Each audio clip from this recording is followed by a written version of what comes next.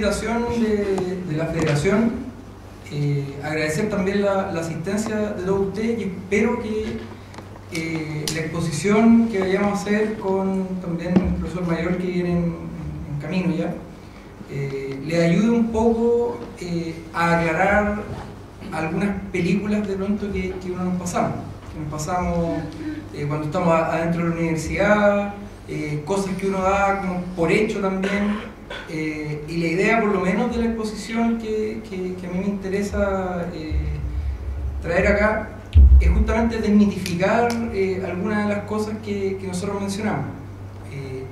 El ejemplo más claro es el nombre de la jornada de hoy, ¿ya? En defensa de la educación pública. Y yo quiero partir un poco más atrás. Yo digo, ¿cuál es la educación pública que estamos defendiendo? Esa es la pregunta que viene de cajón y que uno debiera realizarse cuando la mayoría de las personas nos dicen defendamos la educación pública. ¿Y por qué digo esto? Digo esto porque lo que nosotros tenemos hoy en día en el sistema que anteriormente, predictadura, se llamaba público o estatal, esa universidad que era la Universidad de Chile, que tenía sus sedes regionales, donde la UTA era una de ellas y después fueron desmembradas, tiene muy poco de aporte finalmente del Estado y tiene mucho de aporte de ustedes. Ayer conversaba con David, el presidente de la Federación, que a mí me tocó porque para también presentarme en algunas cosas fui mucho tiempo, en todos los años de la universidad fui dirigente, posterior a eso levanté un trabajo en la comuna de Retiro, en el sur de Chile, en la sexta región. Ese trabajo ya lleva 3 años, donde se está haciendo una intervención global, para que también voy a ahondar un poco en eso. Y luego de eso me tocó dirigir el recién, se quiere decir, nacido Centro de Estudios de la Federación.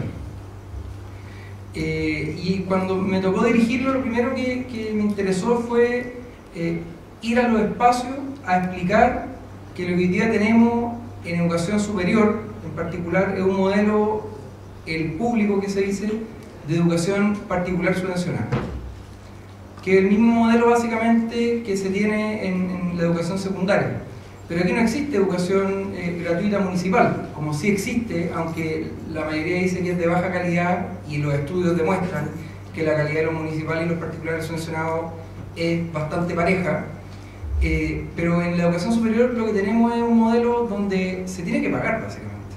Y el Estado, yo les quiero mostrar, no sé si está prendido el data, no está prendido, pero les quería mostrar más o menos cuál es el aporte aproximado, se lo voy a decir, que da a cada institución el Estado, que esto es un trabajo que yo tuve que realizar el año pasado como una propuesta del CONFECH hacia el gobierno. Y básicamente lo que nosotros vemos es que en promedio del total de los presupuestos que ejecutan las universidades, estoy hablando de investigación, extensión y docencia, solamente el 10.22% proviene del aporte estatal. O sea, básicamente no existe en términos del aporte monetario educación pública.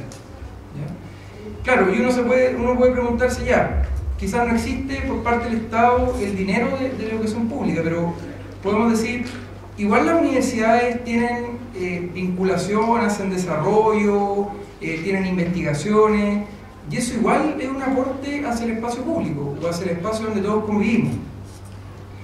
Pero lamentablemente el crecimiento que ha tenido, que es la gran bandera de la élite dominante en Chile, que es el crecimiento de la matrícula en educación superior, no va de la mano con un aumento en las matrículas, o sea, con un aumento en las investigaciones, no va de la mano con una vinculación con el medio, que es la llamada extensión, o sea, no va de la mano con que el conocimiento que se genera al interior de las instituciones sea traspasado a la sociedad.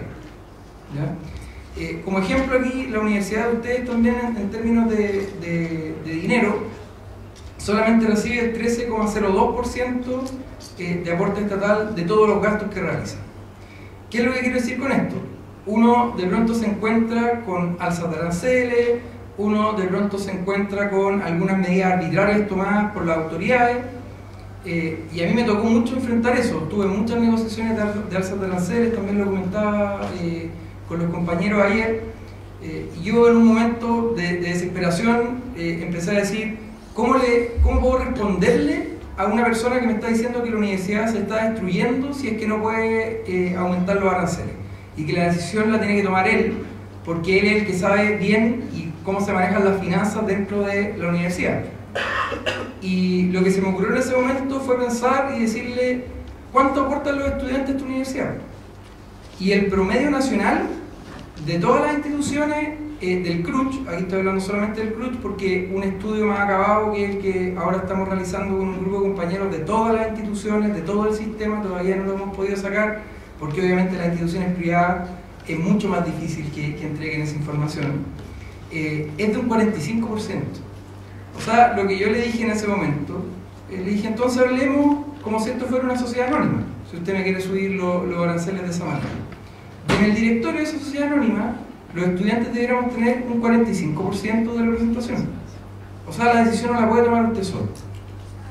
Para que se entienda un poco cómo estamos ya tan mercantilizado el sistema de educación superior, que uno puede incluso utilizar argumentos de mercado en torno a todos los vicios y todos esos mitos que existen, incluso en las propias autoridades, que nos llaman a defender la educación pública.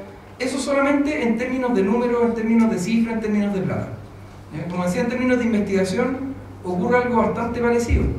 Y en términos de integración social, que es otro valor fundamental de la educación pública, de la diversidad, si se quiere decir, que exista dentro de la institución, tampoco ha aumentado mucho en la educación que hoy día llamamos estatal o pública o dentro del Consejo de Rectores. Donde ha aumentado la diversidad de educación superior y que sigue sin incorporar a los sectores o a los estratos más bajos de la sociedad, es la educación privada. Y la educación privada es la que justamente ha jalonado para que los aranceles de todo el sistema sean mucho más altos.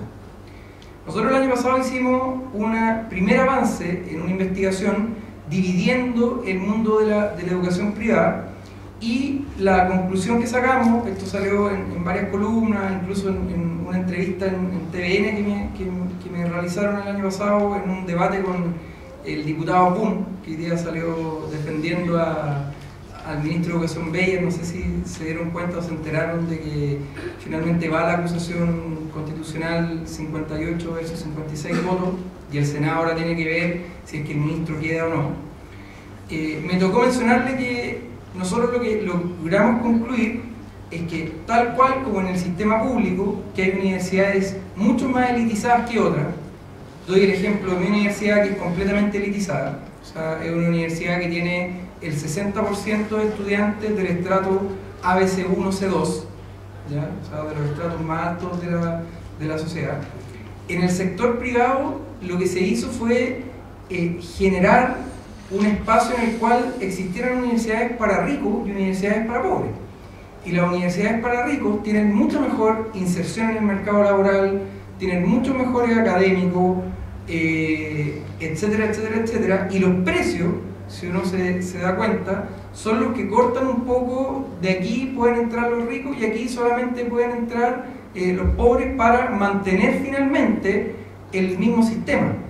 Y que es más encima lo que ocurre en esas universidades que se inventaron post-90, ¿ya? O justamente entre el 89 y el 90, donde hubo un alza de universidades privadas gigante.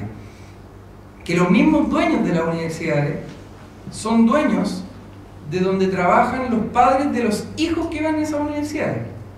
O sea, finalmente nos estamos dando cuenta que el sistema de fichas, que anteriormente se utilizaba en Chile, que era como una economía premoderna, sigue utilizándose hoy día en el sistema universitario, porque el mismo señor que le paga, el mismo empresario que le paga a alguno de sus padres en alguna empresa del retail o cualquier empresa, es dueño o parte del directorio de alguna de estas universidades, que después les cobran 300.000, 200.000 pesos, y eso finalmente le llega nuevamente a su bolsillo. O sea, se cambian el dinero de un bolsillo a otro. eso es lo que ocurre hoy día finalmente en la educación privada. Y ese es el mundo que ha hecho que crezca la matrícula. Y en la educación pública, como les mencionaba, lo único que ha existido, y esto es porque también hay generaciones de estudiantes que no se han hecho cargo o que solamente se han hecho cargo de algunas demandas, como la demanda de democratización, por ejemplo, pero no se han hecho cargo de comprender que lo que hay que hacer no es defender lo que hay, sino que inventar y reinventar la educación pública para el momento actual.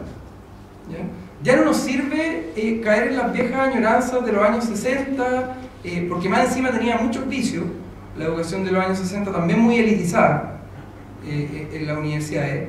Ya no nos sirve caer en esas viejas añoranzas. Lo que nosotros necesitamos es justamente hacernos cargo como generación, o sea, que el 2011 no pase solamente colado y que nosotros le contemos a nuestros hijos y a nuestros nietos: oh, sabes que eso fue súper entretenido, fue súper divertido, logramos remecer el país, logramos que nuestros padres perdieran el miedo a decir las cosas, logramos conversar de política nuevamente después de un golpe de Estado donde el miedo se apoderaba finalmente de nuestras propias familias. Que no quede solamente en eso, sino hacernos cargo de cómo nosotros podemos reconstruir una educación pública de verdad y al servicio finalmente de las mayorías de Chile. Porque así como estamos, los argumentos de la élite dominante, de la derecha y de las personas que no les interesa que la educación estatal, pública, emerja, van a ser argumentos sólidos en términos técnicos y en términos materiales. Porque las universidades estatales no son universidades que efectivamente estén cumpliendo su rol. Yo de repente me pregunto, por ejemplo, acá en las universidades, ¿qué es lo que nosotros realizamos? ¿Qué es lo que se hace? Por un lado, se genera producción de conocimiento y por otro lado, se socializa el conocimiento, ¿ya? Pero eso se hace en un espacio institucionalizado. El conocimiento no es propiedad de las universidades. Existe conocimiento en el ámbito popular que es muy importante para el desarrollo del país. Si los campesinos no tuvieran el conocimiento para poder cultivar su tierra, un ingeniero agrónomo no tendría nada que hacer. O las empresas no tendrían tampoco absolutamente nada que hacer. Entonces lo que hay que comprender es que las instituciones universitarias o los espacios de educación terciaria, no solamente las instituciones universitarias, sino que los centros de formación técnica, los institutos profesionales, son un espacio dentro de la cadena del desarrollo. No son las únicas que nos van a llevar al desarrollo y son las iluminadas que van a llevar a que todo Chile sea la vanguardia y logremos finalmente tener el desarrollo o el socialismo o lo que queramos nosotros en nuestra mente. Sino que lo que nosotros tenemos que entender es que los espacios institucionalizados de conocimiento deben propender a tener comunicación con los espacios de conocimiento no institucionalizados, y eso va a generar un círculo virtuoso que va a permitir finalmente que el país en general se empiece a desarrollar, o que el país en general empiece a tomar conciencia de sus problemas, ¿ya? ¿Qué es lo que no ha ocurrido hasta la actualidad?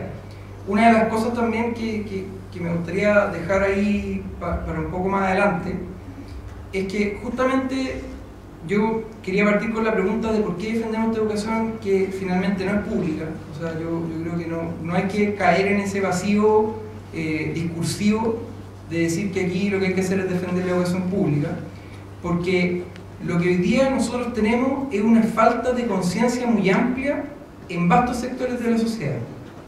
Que el 2011 logramos remecer, como mencionaba hace un momento, de alguna u otra manera, pero solamente remecer en sus excesos, ¿ya? O sea, lo que nosotros logramos hacer en el 2011 es que nuestros padres o nosotros mismos dijéramos: no queremos más exceso, o sea, no queremos que nos vean la cara, básicamente, ¿ya? No queremos comprar barato, no queremos comprar barato y de mala calidad, pero todavía nos falta mucho por avanzar en qué es lo que queremos, efectivamente. Más allá de las consignas que nosotros hemos instalado y que en términos políticos e ideológicos yo creo que la mayoría estamos de acuerdo, ¿ya? Educación gratuita, no al lucro, ¿ya? Pero esas son cosas bastante acotadas en relación a lo que necesitamos como sociedad en general. Necesitamos transformar las instituciones universitarias para que realmente sean públicas, para que realmente se hagan cargo de los problemas del país. Solamente un ejemplo. Hay grandes académicos en la mayoría de las universidades. Yo creo que varios de ustedes deben de tener más de un profesor que dicen: este académico es espectacular, van a hacer unas clases maravillosas, es un tipo que de verdad me enseña, ¿ya? Me enseña a hacer cosas nuevas. Yo le decía a unas cosas que existen y que se llaman direcciones de extensión en la universidad, que yo no sé qué hacen realmente. La verdad no sé por qué les pagan a las personas que trabajan ahí, porque hay muy poca extensión en la universidad. Les decía, ¿por qué no, sin gastar dinero? Porque ni siquiera el dinero es lo necesario, sino que son ideas nuevas, son cosas que uno puede hacer. ¿Por qué no graban las cátedras de los académicos que ustedes consideren, o hacen una encuesta y le preguntan a los estudiantes de los mejores académicos que enseñan las cosas, no sé, más puntuales o que le han servido más en su vida, y las suben a la web de la universidad? ¿Por qué no comparten el conocimiento que se imparte al interior de la universidad hacia afuera? ¿Por qué no logramos hacer eso? Eso no tiene ningún costo. Es solamente tener una cámara como la que está acá, grabar y posteriormente subir ese video y que sea compartido.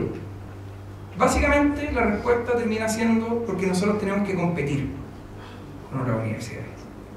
Y ahí es donde viene justamente la contraposición a lo que personalmente, en toda la historia que les mencionaba, la trayectoria que he tenido, he tratado de combatir: que el conocimiento no se genera de manera competitiva.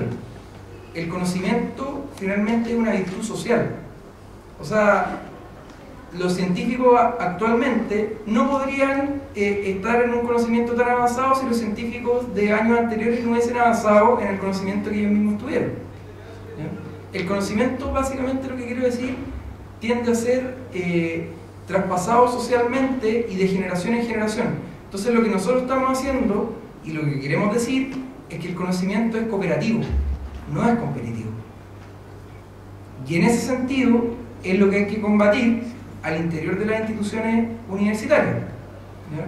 Lo que nosotros tenemos que tratar de entender como generación y materializarlo en algunos hechos es justamente eso. Es decir, acá, todo lo que se nos ha dicho, que la competencia es espectacular, que es lo mejor, incluso en la sala de clase, o que salen las mejores personas cuando compiten, es falso. Porque cuando hay colaboración, cuando uno le enseña al otro lo que sabe y el otro le retribuye con lo que también sabe, se genera, vuelvo a repetir, un círculo virtuoso en ese espacio.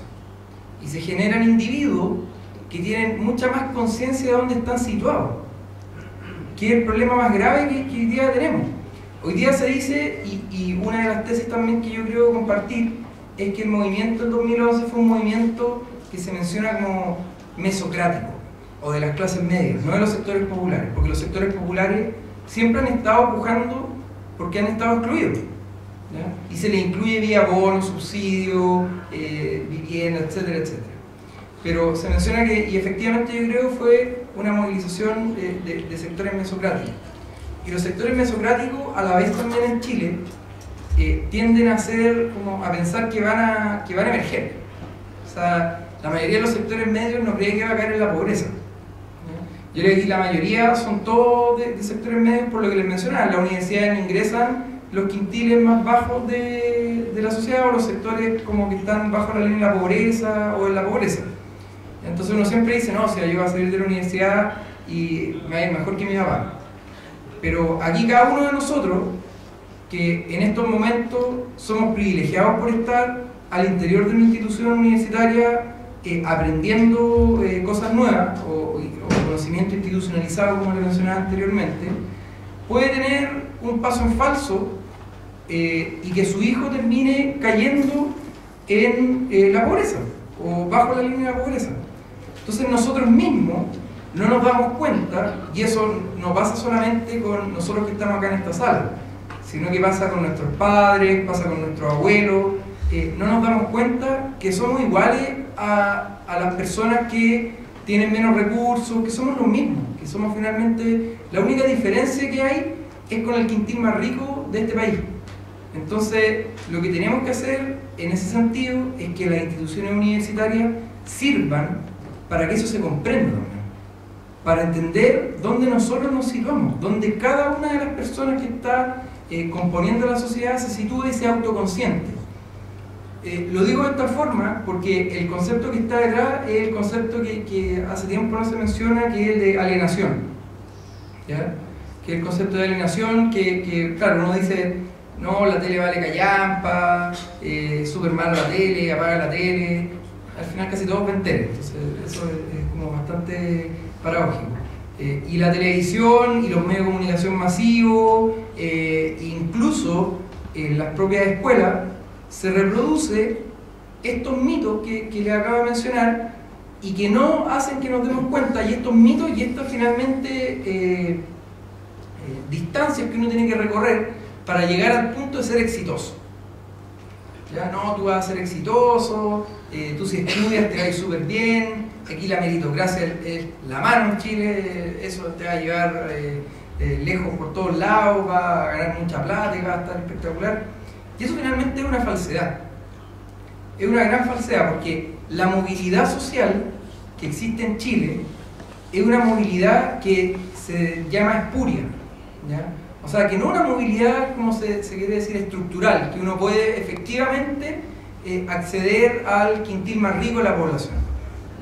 Porque detrás de ese quintil más rico hay otros cierres, que no son cierres económicos. Por eso se habla del New Rich, del nuevo rico, porque finalmente la élite o la oligarquía chilena, que es la que sigue dominando básicamente el país, tiene un cierre que no es solamente económico, sino que es cultural. No te van a dejar entrar a ese espacio, aunque tengas mucho dinero. No les interesa que tú entres en ese espacio, porque finalmente todo suma cero. O sea, si tú entras a ese espacio, otro va a perder parte de aquel espacio, ¿ya? Entonces, lo que a mí me interesa dejar instalado es por qué es tan importante reconstruir la educación pública, por qué es tan importante cuestionarse la pregunta por sobre la defensa de la educación pública. El Consejo de Rectores y la mayoría de los rectores llaman a eso, a defender la educación pública, pero ellos son hijos de la educación pública de los 60. Ellos vivieron, por último, que solamente pagaran la matrícula para poder ingresar a la universidad. Y dieron tiempo en donde la vinculación universidad, sociedad y Estado era bastante fuerte. Nosotros hoy día estamos viviendo un tiempo donde la vinculación universidad-sociedad es la vinculación universidad-empresa. Esa es la vinculación que hoy día se genera universidad-sociedad. O sea, la igualdad de sociedad hoy día es empresa. Incluso la mayoría de los informes dicen que las universidades tienen que acercarse aún más a las empresas para poder desarrollarse de mejor forma. ¿Y el Estado para qué decir? El Estado lo que ha hecho es dejado de lado el financiamiento directo a las universidades y lo que hace es pasar el financiamiento vía voucher, o sea, directamente a los estudiantes, ¿ya? Y usted ve con su beca a qué universidad va a acceder, para que usted tenga libertad de acceder a la universidad. Entonces, básicamente, ¿por qué es tan importante cuestionarse esto? ¿Por qué es tan importante ver dónde estamos situados? ¿Por qué es tan importante tener también sustento con datos, sustento con investigaciones? Que es por eso que me invitaron también los chiquillos, porque me tocó levantar el centro de estudio de la Federación, porque la educación pública tiene un valor fundamental que mencionaba, tiene tres valores por lo menos centrales, que uno de ellos es la integración social real, que quiero decir con esto que personas que vivan y que jamás se van a conocer en la vida, que vivan en distintos espacios sociales, que sean de distinta clase social, que sean de distinto estrato social, se conocen en la universidad. Y ahí es donde uno, cuando conoce otras realidades, puede efectivamente poder construir un Chile realmente inclusivo. O sea, todas estas palabrerías que ahora vienen a salir en un año electoral, de que no, que ahora el tema es la inclusión y que el siguiente paso es la inclusión social, todo eso va a ser puro voladeros de luces, pura parafernalia, pura pirotecnia, si se quiere decir, si es que efectivamente no hay transformaciones estructurales en los espacios donde nos estamos formando. Porque lamentablemente hay universidades en donde solamente hay estrato alto y esas personas, por ejemplo en Santiago, no van a salir de su comuna porque estudiaron en un colegio en Lo Barnechea, que es muy cuico en Santiago, van a una universidad en Lo Barnechea y terminan trabajando en la empresa de su papá en Lo Barnechea, ¿ya? Y terminan siendo élite económica, cultural y política del país, y son los que conducen las decisiones de Chile. Si nosotros no somos capaces de romper eso, de ir poco a poco horadando lo que está hoy día impuesto, va a ser imposible que en 50 años más nos sentemos acá y veamos que realmente las universidades públicas están cumpliendo su rol, el rol de integración social, ¿ya? Que va más allá de generar conocimiento por sí solo. Las instituciones universitarias, la generación de conocimiento en las instituciones universitarias tiene valor justamente, sobre todo en las universidades públicas, justamente porque es capaz de vincular distintos sectores sociales y generar conocimiento transversal. No generar conocimiento solamente para un sector de la sociedad. Por otro lado, para poder lograr eso, se necesita también lo que mencionaba anteriormente, la vinculación con lo que yo llamo con la realidad, ¿ya? La vinculación con los espacios cotidianos de vida, porque la universidad también sigue siendo una burbuja hoy en día, ¿ya? Si el colegio no le dicen los padres en general que es una burbuja, que tú vas a salir del colegio y vas a conocer la realidad, las universidades también son una burbuja, porque no son capaces de vincularse con los problemas que existen en su propio entorno, ni siquiera son capaces de vincularse con los problemas que existen en su propio territorio, ¿ya? De las personas que viven alrededor de la universidad, que sería lo mínimo que uno podría hacer, y que eso no significa hacerle un concierto a las señoras que viven alrededor y decir que es un concierto hecho por la universidad, ¿ya? Y después darle pastelitos, no. Y tampoco significa llevar un operatorio de salud una vez cada año a un sector precario, no. Eso no significa vinculación con el medio, ¿ya? Eso lo que significa es casi una moral cristiana, ¿ya? O sea, pucha, hay que ayudar a la gente que está mal, ¿ya? Y voy a ir una vez y voy a ver, o sea, voy a ir a unos dentistas y voy a ver qué es lo que pasa con las señoras que están ahí, que están tiradas. Ayer me encontré con una compañera de acá, de Arica, que estaba con problemas por ¿cómo se llama esto? El material que tiene una empresa acá que afecta a los huesos, no me acuerdo, el plomo, que es un problema bien importante acá, y que más encima me contaba que alteraban los resultados de las muestras que le tomaban a ellas para decirles que finalmente el plomo no es el problema, sino que el problema son sus huesos, y terminan echando la culpa a las personas. Entonces, todo eso hay que combatirlo desde el espacio de reconstrucción de la educación pública, ¿ya? Y eso es constante. Personalmente me tocó también liderar lo que les comentaba, un proyecto en la comuna que yo después del terremoto me di cuenta que era la más pobre, pero eso fue posteriormente de la sexta región en Chile, que se llama Retiro. Y lo primero que yo criticaba, y que yo siempre he criticado, son las agrupaciones, que ahora se llama Techo, parece que era un Techo para Chile anteriormente, que no hacen un trabajo sistemático con las comunidades, que es lo mismo que las personas ya están aburridas. O sea, la primera vez que me vieron me dijeron, ¿sabe que yo a usted no le creo?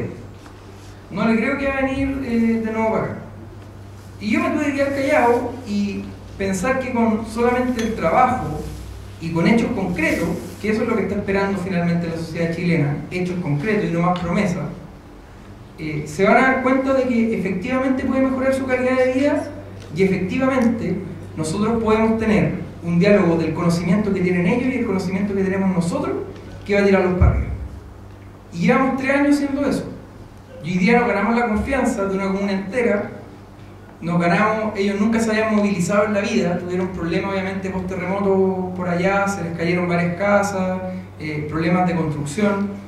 nunca se habían movilizado, no sabían qué significaba una movilización, no sabían qué era una marcha.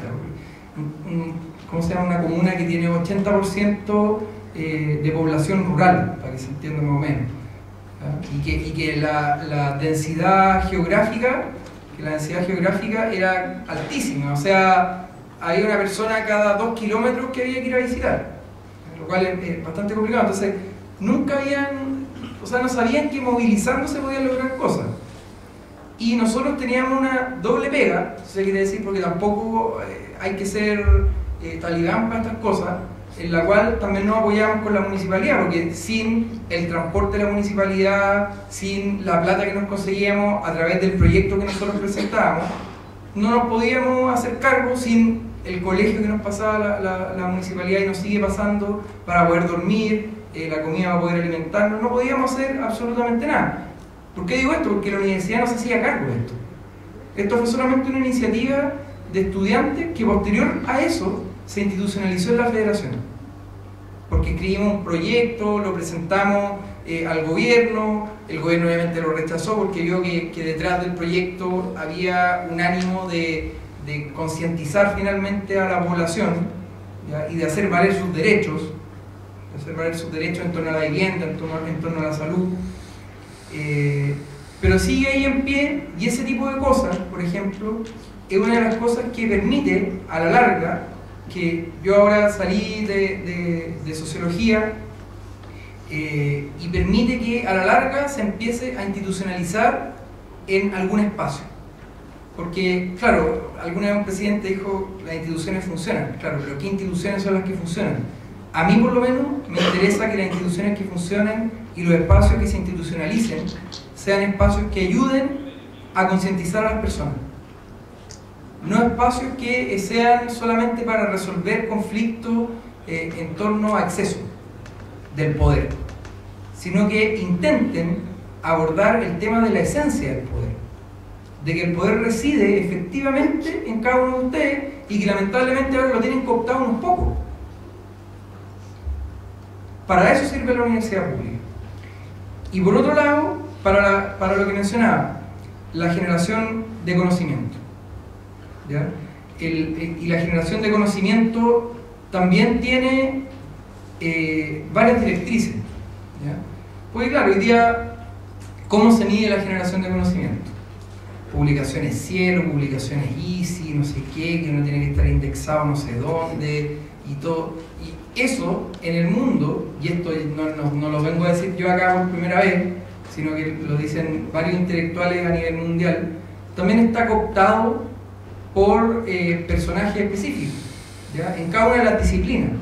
En las disciplinas donde está un poco menos cooptado son en las disciplinas de las ciencias sociales, pero ahora que ustedes también le van a instalar un convenio por desempeño, no sé si sabían algunos de ustedes eso, proyectos bicentenarios, que son dineros que vienen del Estado para fortalecer las áreas de humanidades, ciencias sociales, en la cual a mí me tocó ser representante justamente porque estaba en contra de la manera de financiar la mejora en las ciencias sociales, la arte, que hoy día viene a hacer que el ministerio a uno le dice lo que tiene que hacer, ¿ya? Y el ministerio que esté de turno, o sea, el gobierno que esté de turno le viene a decir lo que uno tiene que hacer. ¿Dónde está la autonomía universitaria? Para que vayan poco a poco, porque eso les va a tocar ahora. O sea, se viene, ya ganaron el concurso y se viene el convenio de desempeño para la UTA. Eso incluso está en su página web. Yo me metí y ahí decía como convenio de desempeño y dije, chuta, a lo que se les viene a los chiquillos. Entonces, la generación de conocimiento también tiene su dirección. Y efectivamente, el mantenerse económicamente por fuera del sistema es muy complicado. O sea, es casi imposible en algunos casos, ¿ya? O en algunas carreras. Y por eso es importante, y por eso mismo me tocó, y yo estaba seguro de lo que estaba haciendo, de liderar un proceso de también institucionalización de un centro de estudio que permitiera a todas las demandas que nosotros tenemos darle un contenido un poquitito más técnico, ¿ya? Un poquito más técnico en términos de generar cifras y no ocupar o utilizar documentos que generan otras personas que no están en la misma línea que nosotros queremos seguir como movimiento estudiantil. Y por eso se levantó el Centro de Estudio de la Federación, y por eso teníamos distintas áreas, y no solamente para generar investigación y creernos los intelectuales, sino que para generar también talleres de acción estudiantil, donde lo que nosotros hicimos fue ir a los colegios de la periferia de Santiago, a los colegios emblemáticos, a las universidades privadas, y llamar a académicos, los cuales nosotros sabíamos que tenían una línea política que iba en la misma dirección que el movimiento estudiantil, para entregar herramientas a los estudiantes secundarios y estudiantes de educación privada que les permitieran generar organización y conciencia en sus propios espacios. Y por eso también a la vez teníamos un área sindical, que era el área donde teníamos vinculación directa con los sindicatos más cercanos a Santiago. Incluso, bueno, me tocó viajar también al sur a ver algunos sindicatos, y armamos una escuela sindical, escuela político-sindical, que le pusimos así, donde iban personas que eran especialistas en negociaciones colectivas, personas que eran especialistas en historia del movimiento obrero, personas que eran especialistas en historia del movimiento estudiantil, gratis, porque hay muchas personas que están dispuestas a hacer eso, a enseñarle finalmente a los dirigentes obreros cómo mejorar su organización, cómo en un Chile totalmente individualista volver a generar organización obrera, organización de clase, y cómo a la vez también avanzar en reivindicaciones. Porque ese es otro problema que se encuentra, por ejemplo, el sector de trabajadores o el sector obrero, que son tantas las promesas que se le han hecho y tan pocas las cosas que se han cumplido, que ya las propias bases sociales no confían en las personas. Entonces también hay que hacer que avancen, que ganen en reivindicaciones, y tuvimos bastante cosas positivas en la escuela político-sindical. Ahí llegó el doctor Mayor, pero tiene que venir para acá el doctor Mayor, sí, es su espacio.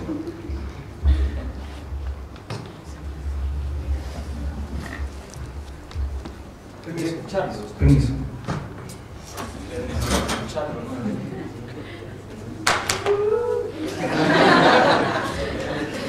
Ha sido una presión tórrida esta. Lo que sí tenemos claro es nuestra sexualidad. Tranquilo. Y tranquilo. Bueno, finalmente, ¿cómo realizarlo? ¿Cómo dar cuenta de que esta generación efectivamente se va a hacer cargo o va a ser un fracaso, quizás, para poder realmente reconstruir la educación pública inexistente hoy en día en Chile? Siempre se ha creído que hay límites establecidos, ¿ya? Y nosotros en 2011 logramos decir que los límites establecidos no eran tales, ¿ya? Que había cosas más allá de lo que nos mencionaban. Esa cuestión hay que creérsela, o sea, no solamente hay que decirla y hay que creerse muy inteligente por mencionarla, sino que lo que uno tiene que intentar hacer es hacerse parte de esa frase, o sea, creer que hay cosas más allá de lo posible y demostrarlo en lo hecho, no solamente en la frase. Y en ese sentido, las experiencias que les contaba con anterioridad, nadie les ponía ni un peso. O sea, la intervención en la comuna de Retiro no tenía ni un peso. Ni un peso. O sea, era una cuestión que la universidad veía post-terremoto, que había que ir a ayudar a la gente porque hubo un terremoto, como obviamente todo Chile pensó que había que ayudar a la gente cuando hay un terremoto, pero que después del terremoto y después de que ya pasara al olvido el terremoto y que el Estado se hiciera cargo de la reconstrucción, ya chao nomás, o sea, se acababa esa intervención y punto. Y lo que nosotros dijimos fue que no, o sea, que no nos interesaba ir a hacer, como les mencionaba, una cuestión de ética cristiana nomás, o sea, de que hay un terremoto, entonces hay que ir a ayudar a la gente. No, nosotros queríamos hacer una intervención real, con académicos detrás, con estudiantes egresados, con egresados, disculpen, con estudiantes y de diferentes ámbitos. O sea, hacer una intervención compleja en la comunidad. Compleja en el sentido de que efectivamente la labor de un odontólogo no va a ser ir a concientizar en una asamblea o va a juntar personas y les va a decir, no, si aquí hay que hacer de esta forma, ustedes tienen que hacer un árbol de problemas para saber cuál es su problema. No, eso no lo va a hacer un odontólogo. El odontólogo va a ir y va a hacer tratamiento en el tiempo que pueda hacerlo y eso lo va a planificar. Un médico va a tratar de sacar rápidamente los pacientes que tienen morbilidad, los pacientes con morbilidad en la zona. Pero el área de las ciencias sociales, el área de la educación, tienen trabajos que pueden generar cosas a mediano o largo plazo y que nosotros ahora, después de ya de 3 años, hemos visto que son efectivas. O sea, la movilización por las casas, por ejemplo.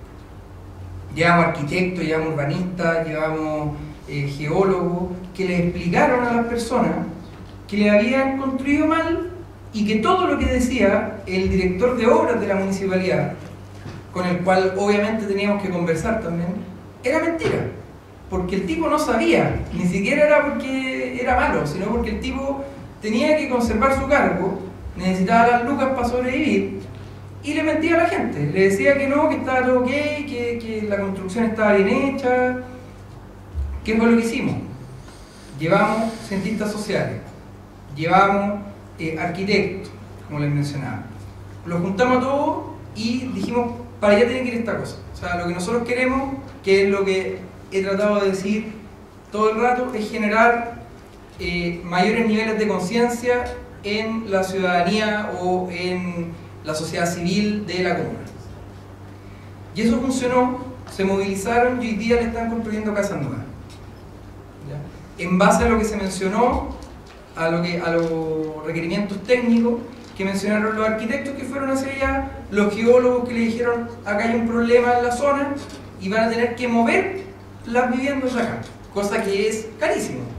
O sea, porque tenían que destruir todo un sector de vivienda y tenían que trasladarlo a hacerlo persona, hacerlo lugar, y las personas no querían eso tampoco. O sea, era bien complicado. Fue un tema que poco a poco logramos ir instalando y que por suerte, por suerte por un lado, como siempre también dice Maquiavelo, que hay que tener suerte en todo esto, y también por mucho esfuerzo y trabajo logramos que existiera y que se diera efectivamente.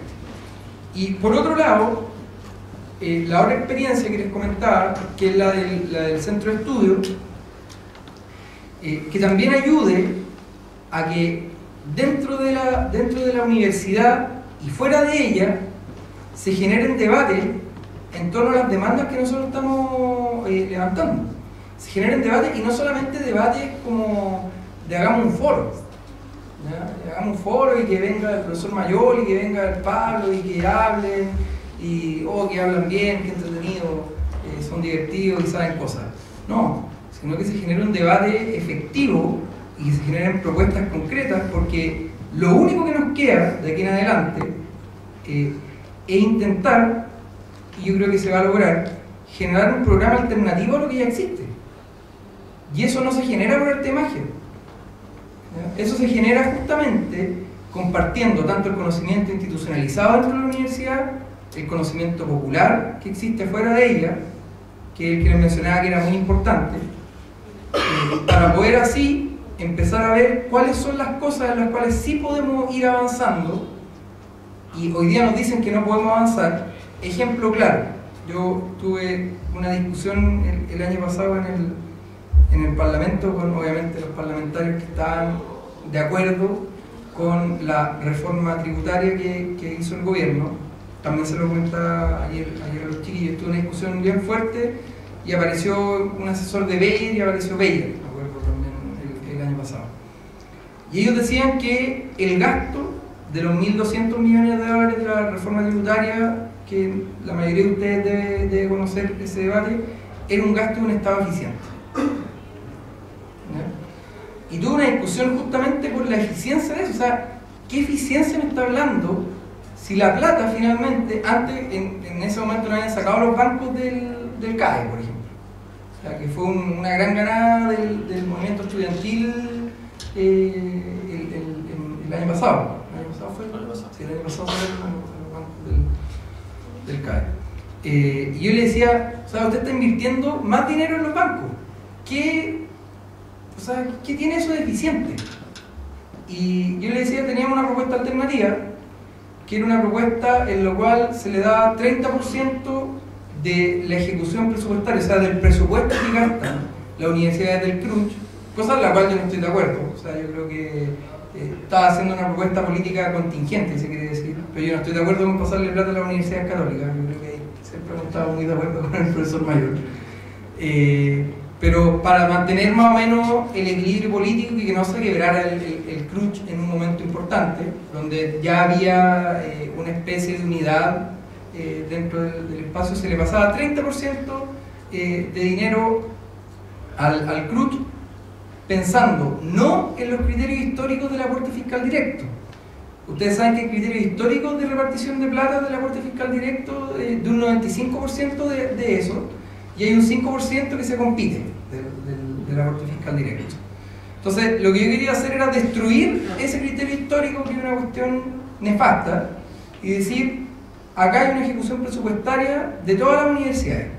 Pasémosle el 30% de esa ejecución presupuestaria a todo el CRUNCH, y el 20% restante, para que exista un nuevo trato, que era una de las propuestas que andaba rondando por todos lados, que se le pasara 50% a las universidades públicas, estatales, mejor dicho, para que quede más claro, a las universidades del Estado, y el 20% se lo pasamos a las universidades del Estado, y con eso se genera una inversión mucho mejor y más eficiente del Estado, y no se necesita más Estado para eso, que era una de las críticas que nos hacían. O sea, ustedes que son estatistas, que quieren tener más personas aquí, que jalen del gobierno, no sé qué, no, esa no era la idea.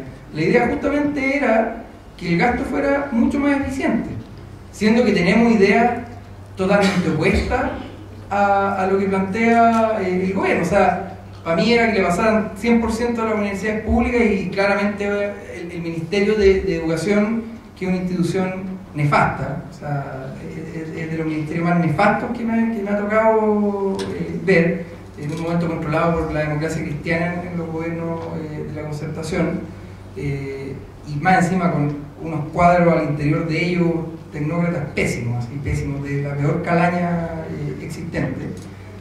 Lo que tiene que hacer efectivamente es hacerse cargo de la educación de Chile. O sea, si no, ¿para qué está el Ministerio de Educación? Si no tengamos una subsecretaría de Educación, y que, no sé, pues se junten los rectores de todas las universidades y ahí vean cómo cortan el queque y vean cómo se mantienen las universidades. Hagamos eso, pues eso es lo que yo finalmente le digo. Si quieren más eficiencia, hagamos eso. O sea, no inventemos ministerios para que no existan, que es un poco lo que hoy día están acusando a Brunner, de abandono de deberes. O sea, no, es que el ministerio no tiene la capacidad, siempre la típica respuesta, de meter más plata acá. No, es que el ministerio no tiene la capacidad de observar si hay lucro en estas instituciones, porque la verdad es que no podemos meternos en las instituciones. Entonces, ¿para qué cresta sirve el ministerio? No, el ministerio no tiene la capacidad de ir a ver al sostenedor del colegio y presionarlo, porque tiene al lado una botillería y también es de él. Chuta. Entonces, ¿para qué sirve el Ministerio de Educación? ¿Ya? Si no sirve para eso, ¿para qué sirve? Para contener solamente las propuestas del movimiento estudiantil, para mantener el statu quo, para tener también cargos dentro del aparato burocrático que permita desactivar algunas cosas que van a contrapelo de lo que quiere la ley chilena. Para eso está sirviendo el Ministerio de Educación. Entonces, para concluir y darle el paso al doctor Mayor, por un lado no tenemos educación pública, ¿ya? O sea, para que les quede claro, o sea, lo más cercano, como les mencionaba, es la educación particular subvencionada en educación superior. O sea, educación pública, poco y nada. La misión, creo yo, histórica de la generación, no solamente la generación que estuvo tirando piedras, movilizándose, marchando, poniendo me gusta en Facebook, tuiteando, no solamente esa generación, sino de la generación 2011 y posteriores, reconstruirla. ¿Ya? Porque las generaciones, por suerte, van aprendiendo. O sea, todos se acuerdan del 2006. Y bueno, y es importante mantener esa memoria histórica también, porque en Chile también la memoria histórica es de corto plazo.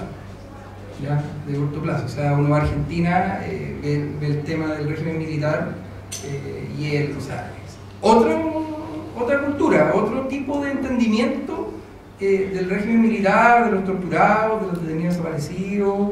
Acá es como parte de un museo, básicamente. O sea, uno piensa en eso y dice, chuta, parte como de, no sé, la identidad de izquierda. O sea, uno no puede decir, no, que los detenidos desaparecidos y me dan lo mismo. No, si es de izquierda, o sea, no te pueden dar lo mismo.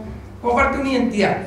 Pero tenemos mala memoria, que nunca se nos olvida, y por eso nosotros siempre recordamos el 2006, los brazos en alto. Siempre hay que recordar eso. Siempre hay que estar claro, sobre todo ahora con esta, ¿cómo se llama? Esta gran combo, el combo Bachelet, el primer combo 1, que es el combo no al lucro y no sé si educación gratuita, porque leí por un lado educación gratuita, por otro lado no lo leí, entonces ya, pero por ahí va el primer combo, el combo de Bachelet. Hay que tener claro de qué lado está cada persona, básicamente, o de qué lado está. Por eso que es importante también saber dónde uno está posicionado. Por eso que es importante saber que uno es igual a la persona que no entra a la universidad, o que su hijo puede ser igual o puede estar en peores condiciones que uno, por un cagazo internacional, por a veces motivo, porque uno metió mal la ficha en su vida, y eso es fundamental, y eso, justamente esos niveles de conciencia son una de las cosas más importantes que nosotros debemos propender a que ocurran no solamente al interior de la universidad, sino fuera de ella. Incluso fuera de la universidad hay niveles de conciencia mucho más altos que al interior de ella. Yo, o sea, sé que aquí la diversidad no sé, de clase, de estrato, es mayor que en la Universidad de Chile, porque me tocó también revisarlo. Pero no es tan distinto tampoco, que es lo que le decía. O sea, aquí estamos en una sala de privilegiados. Seguimos estando en una sala, en un salón de privilegiados. Entonces, lo importante es eso, generar para mí mayores grados de conciencia con hechos. Con hechos. Si el Ministerio de Educación, o no sé, los think tanks de los distintos partidos políticos o cualquier espacio no está generando los documentos, la información que nosotros necesitamos, pues entonces tenemos que hacerlo nosotros. No hay otra forma. O sea, no podemos esperar a que otros suplanten lo que nosotros queremos hacer, porque la copia siempre es peor a la original. Siempre va a ser peor a la original. Y en ese sentido, a lo que yo un poco los llamo, acá con usted, a que tengan eso presente. Yo sé que es súper complicado, porque uno choca con una muralla, pero de pronto uno esa muralla empieza a horadarla, empieza a hacerle un hoyito, empieza a hacerle un hoyito, y la muralla se puede derrumbar y podemos seguir avanzando. Nosotros logramos derrumbar una muralla cultural el 2011 importante, que es lo que les mencionaba, la muralla de que existe política, de que se puede hablar de política en la sobremesa, de que uno puede debatir con sus padres, cosa que anteriormente no ocurría. O sea, es impresionante. La típica frase, en esta familia no se habla de política. Típica frase chilena, de la familia chilena promedio. Aquí no se habla porque hay conflicto. Logramos volver a instalar el conflicto como parte de la política. En Chile, a ustedes les tocó vivir, y a todos nosotros nos tocó vivir, solamente la política que se llama, incluso tiene el nombre, la política de los consensos. Y la política tiene dos dimensiones. Si no, no existe la posibilidad de salir del statu quo. Si llegamos solamente a puros consensos, y todo es puro consenso, va a seguir manteniéndose un statu quo más o menos parecido. Cuando hay conflicto, ya sea conflicto violento, conflicto no violento, porque lo que nosotros hicimos fue generar un conflicto al interior de la sociedad. donde hay intereses, ¿ya? Donde detrás finalmente de las cosas que nosotros proponemos, y por eso, aunque hay un 80% en un momento de aprobación de la sociedad, no logramos avanzar en las demandas que nosotros queríamos, es porque hay intereses detrás de eso. Y lo que nosotros logramos hacer es decir, acá en Chile la política sí tiene que tener un componente de conflicto importante, de confrontación. No solamente decir que te doy la mano porque aunque tú hayas sido violador de derechos humanos, como Osvaldo Andrade lo dijo hace pocos días atrás, yo me reúno aquí con personas que violaron los derechos humanos y no tengo ningún problema porque soy un demócrata. O sea, soy un gran demócrata, soy espectacular. Eso está bien, o sea, ya, a mí me da lo mismo si él quiere reunirse con violadores de los derechos humanos. A mí lo que me interesa es que nosotros seamos capaces de que eso que hoy día están instalando, una élite que se junta a cortar finalmente lo mismo de siempre, que trae a una salvadora a recibir, a mandar combos McDonald's a los distintos sectores, seguramente va a salir luego con algún tema de los agricultores, después va a salir con el tema, no sé, del agua, después el tema medioambiental, o sea, si está más o menos claro el libreto, está escrito, o sea, les comentaba también a los chiquillos que el libreto fue tan claro que los comunicadores estratégicos de Michelle Bachelet lograron lo que Piñera no había logrado jamás, hacer una cadena nacional sin hacer una cadena nacional. O sea, a las 9 estaban todas las noticias con Michelle Bachelet diciendo que ella quería ser candidata. Entonces viene una seguidilla de cosas que son promesas, que algunas de ellas van a ser hechos, como lo de hoy día. O sea, lo de hoy día, lo de la Convención Constitucional, aunque me tocó desde acá hacer un seguimiento a los diputados para saber quién era, y obviamente el gran diputado Alinco estaba ahí, o sea, estaba viendo qué pasa y uno estaba haciendo ofertas, le tuvimos que ofrecer, no sé, una java de vino y claro, y una camioneta para que se fuera a esconder. Bueno, con esa, se quiere decir, mayoría espuria, ya se están demostrando algunos hechos y van a salir, y ya salieron. Fidel Espinosa salió a decir que esta era una demostración de la mayoría política y social, de que está construyendo Michelle Bachelet, y etcétera, etcétera, etcétera. Y claro. Entonces, cuando viene todo ese ofertón y toda esa pirotecnia, y todo lo que viene este año de elecciones parlamentarias y presidenciales,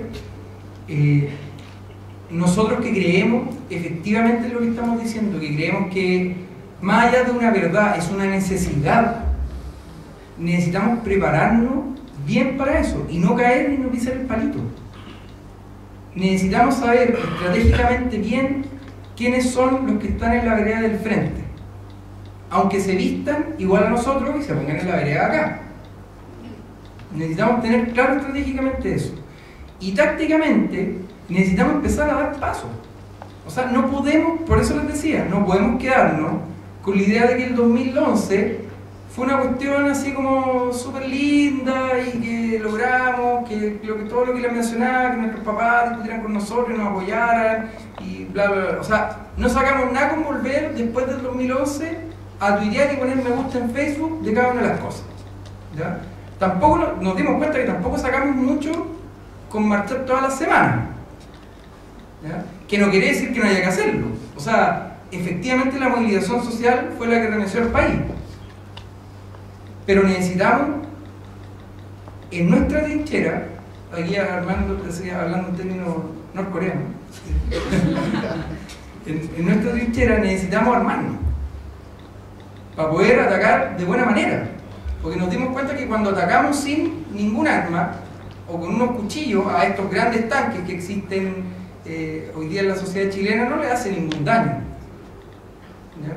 Hay frases de oro en los 90, en la crisis del 97, de políticos concertacionistas que les da lo mismo que, por ejemplo, ahora el paro portuario.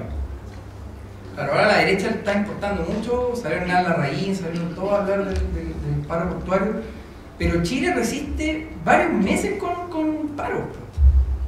O sea, la economía chilena resiste eso, ¿ya? Y lo que le interesa a la élite, a la oligarquía, al bloque en el poder, a la clase dominante, como quieran llamarlo, a los de arriba, no sé, como quieran llamarlo, es mantener la economía estable, las inversiones estables, el riesgo país estable, que disminuya.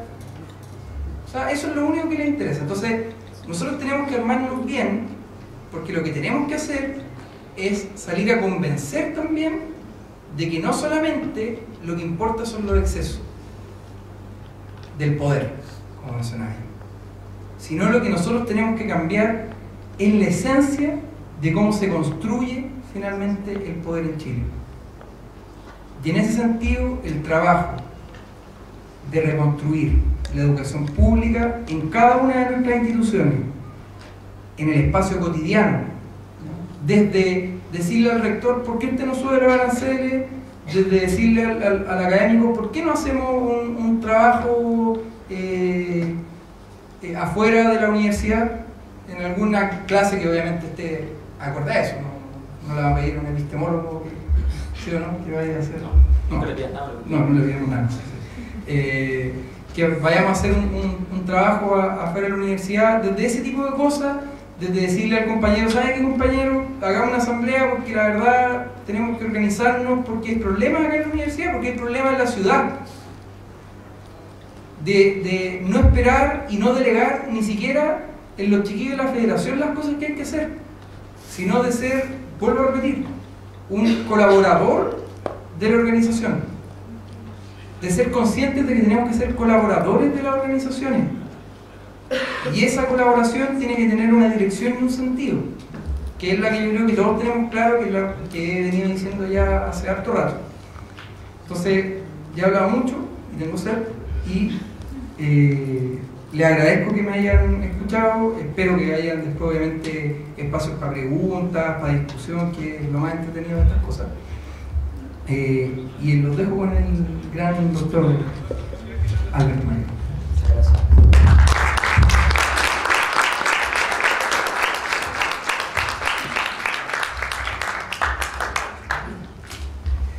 Bien. En cierta... debería referir a... Lamento, me disculpo con el comité organizador, tenía que llegar aquí a las 11 y 12 del día y llegué hasta ahora, así que es un problema, pero lo resolvimos y estoy acá. Les quiero contar que hay ciertas tradiciones de medicina alternativa que piensan que uno debe combatir el síntoma y no la causa. O sea, si por ejemplo uno tiene una enfermedad que lo obliga, una infección urinaria, y va al baño 25 veces en el día y lo normal es ir 8, entonces oblígate a ir 8, ¿ya? Y no 25, y vas a vencer la enfermedad. Eso dice esa tradición. Yo no sé si sirve en medicina, pero cuando uno empieza a revisar en ciencias sociales y en fenómenos sociales, parece que funciona. O sea, uno tiene que parecer que está sano. En gran medida el movimiento estudiantil tuvo éxito porque parecía que estaba coordinado. Pablo sabe que no estaba coordinado, ¿ya? Los actores parecíamos coordinados porque había un mínimo de solidaridad para decir, en este momento vamos a ir y vamos a actuar como si estuviéramos de acuerdo en este instante. Lo que dice, por ejemplo, Pablo respecto a el hecho de tácticamente haber estado apoyando iniciativas relacionadas con las universidades católicas, es algo que me parecía en ese instante completamente fundamental, y todavía es fundamental porque los estudiantes de la Universidad Católica han estado defendiendo la visión de la universidad pública histórica de Chile, y por tanto no podemos darle la espalda, ¿ya? No solo es un asunto moral, sino que también es político y estratégico, ¿ya? Si ellos estuvieran obligándonos a nosotros a estar de acuerdo con la visión histórica de la Católica respecto a la educación chilena, nosotros tendríamos que decir no. Pero entonces hay momentos en los cuales uno puede efectivamente, ¿ya? Estar en vínculos con aquellos que aparentemente no debiera estarlo, pero el punto es que justamente el tema no es el qué, sino el cómo. O sea, ustedes pueden cambiar algo con marcha, sí. Pueden cambiar algo con un centro de estudio, sí. Pueden cambiar algo con lo que quieran, con un partido de fútbol. Han comenzado guerras por partido de fútbol, han comenzado guerras por los plátanos, muchas guerras por los plátanos, ¿eh? Un tema muy interesante. Las guerras de los plátanos en todo el mundo América Central, África, qué sé yo, muchas guerras por los plátanos. ¿Ya? Si ustedes piensan, cada vez que ustedes tomen comino, orégano, piensen en la cantidad de esfuerzo que se hizo durante toda la Edad Media para poder tener comino y orégano. ¿Ya? O sea, Cristóbal Colón no en vano partió buscando comino y orégano, digamos. O sea, ese era todo el tema. ¿Ya? Uno puede pensar más o menos si valió la pena, no valió la pena. A mí me encantan las especias, pero es realmente sorprendente que haya gente que haya hecho tanta pega, digamos, por una cuestión que no es particularmente sofisticada, aparentemente. Bueno, es así. Porque lo que importa es el cómo, no el qué. ¿Qué es cómo nos metemos en un proceso determinado? Aquí ustedes están a puertas de ir montando la posibilidad creciente de montar un centro de estudio. Bueno, muy bien. Los centros de estudio tienen que tener fundamentalmente dos patas: la regularidad fome y rutinaria de recolectar ciertas cuestiones sistemáticamente que en algún momento uno sabe que van a servir, y la salida también a aquellos temas que permiten ir a golpear contingentemente con asuntos específicos. ¿Ya? Muchas veces uno cae en ser lógico en esto, y la verdad es que no se trata de ser lógico, se trata de pensar cómo se puede ser relevante. Tal vez, voy a poner un ejemplo, ¿ya? Cuando uno va a estos lugares, naturalmente dentro del país se montan muchos centros de estudio con foco en lo regional, y eso está muy bien. El punto es que hay muchas cosas a nivel nacional que no se hacen desde Santiago, y tampoco es bueno que Santiago sea el dueño de todas las cosas nacionales y las regiones sean dueños sobre lo regional. Tiene que haber lo regional, porque nadie más va a hacer los estudios específicos de la región, evidentemente. Pero sería interesante que alguien impugne la escena. ¿Qué es el liderazgo? Es eso, el liderazgo, la palabra héroe en Grecia hacía referencia, la traducción exacta sería algo así como usurpador. El héroe no era el tipo, esto no era una película yankee, digamos. El héroe no era un tipo que le había ganado a no sé quién y qué sé yo, y que había sido al mismo tiempo moral y militarmente superior, ¿no? No. De hecho, cuando la palabra héroe nació, la noción de moral era completamente irrelevante. Esa cuestión la inventó por Platón. O sea, antes las cosas eran bastante más arbitrarias en ese sentido. No, el héroe simplemente era el usurpador, el que exitosamente llegaba y lograba llevarse las cosas que antes eran de otro. También se podría decir que es un ladrón, por supuesto, ¿no? Pero depende, si tiene contenido político es un usurpador, héroe, y si no tiene contenido político es simplemente un ladrón. Bueno, yo creo que hay que aprender de lo que ha funcionado, y hay que tener, y ahí hay un problema que es bien complicado de resolver, y hay que tener un marco con el cual analizar qué es lo que ha funcionado. Ese es otro problema. Es muy importante tener una visión común que permita establecer cuáles son los criterios con los cuales vamos a evaluar lo que acontece.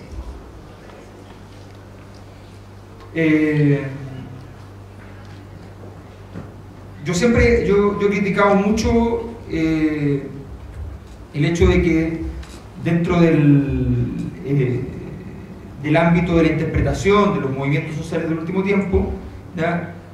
No hubo un repertorio muy amplio desde el mundo académico, desde mi mundo, ¿ya? Para establecer explicaciones de lo que estaba pasando,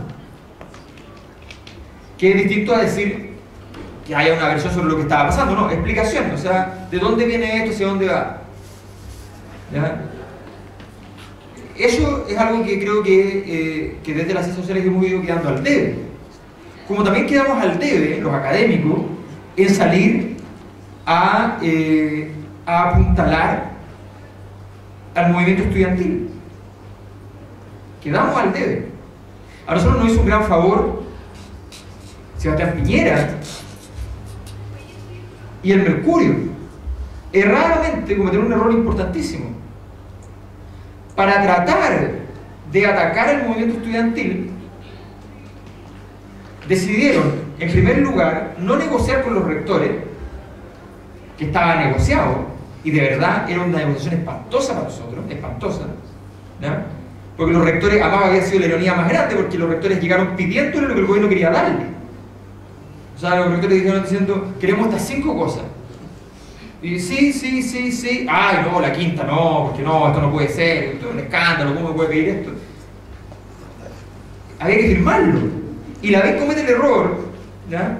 De, en vez de firmarlo, que estaba dispuesto a firmarlo, ir a preguntarle a Piñera.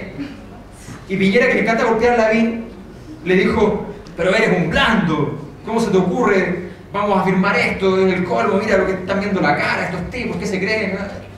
Entonces, y eso solamente porque quería golpear a Lavín, o sea, no tenía ningún interés en el tema de fondo. En ese momento no había crisis, entonces dijo, hay que golpear a Lavín un rato. Y Lavín fue y le dijo que no. Y después el Mercurio, para poder apuntalar eso, transformó al rector de la Universidad de Chile en revolucionario. Era una cosa que yo supongo que le sorprendió, entonces era la revolución en manos de Víctor Pérez. Entonces era como, wow, o sea, y obligó obviamente a gran parte del Consejo de Rectores a estar en una posición, no digamos pro movimiento, pero al menos intersticial. Y por lo tanto parecía que de alguna manera muchas de las universidades del Consejo estaban en favor de algunos elementos al menos del movimiento estudiantil. Cosa que era bastante discutible en rigor. Pero ya parecía.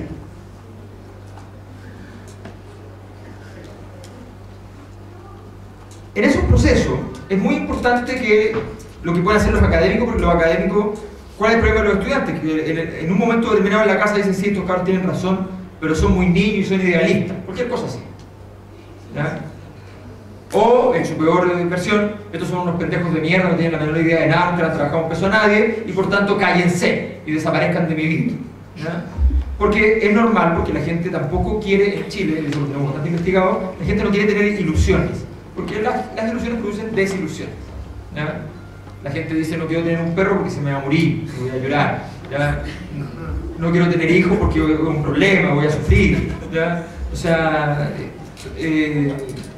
tengamos una relación de pareja pero no vivamos juntos y no nos veamos, incluso, no, tratemos de en fin, o sea, no le contemos a nadie, o sea, en fin, ¿no? Entonces, cosas, bueno, eso, entonces, esa persona que le dicen, el movimiento estudiantil va y le dice ilusiones, dice, no, un momentito, ¿cómo va a ilusionar? O sea, ¿qué me está hablando usted? Eso, o sea, ¿cómo todo lo que se paga en educación hoy día usted me dice que se puede gratuita? Además me sentiría engañado, que es terrible, que es sentir que todo este tiempo entonces me estuvieron cagando. Si ese es un gran tema, o sea, ¿cómo yo le hago reconocer a alguien? ¿Cómo le voy a decir que la educación está mala si yo todos los días como padre agarro a mi niño, lo llevo al colegio, él llora porque no quiere ir, le digo te conviene, es muy importante que lo haga, ¿ya? O sea, es obvio que yo soy cómplice del delito, entonces no me gusta la idea de criticarlo. Bueno, era muy difícil en ese sentido y se necesitaba que efectivamente los académicos entraran en el juego. Pero la mayor parte de los académicos no entran en el juego porque muchos de mis colegas, por necesidades obvias y naturales, ¿ya? Van y trabajan un rato en la universidad pública y otro en la universidad privada. ¿Y cómo voy a morder la mano que te da de comer? ¿Ya? Que te da de comer mal, porque tampoco es que pague la universidad privada, que le esté bien, pero bueno, ahí está. Muchos académicos en Chile tienen que hacer 11, 12 cursos por semestre para poder vivir. O sea, es realmente una cuestión delirante.